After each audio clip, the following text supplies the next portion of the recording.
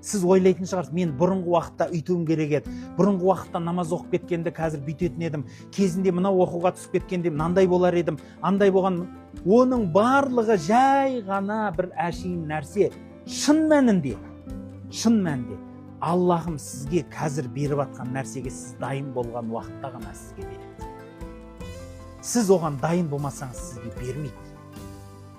Сондықтан имандылықты да сіз дайын болғаннан кейін берді, және керісінше сіз содан қашсаңыз сізден алып қояды.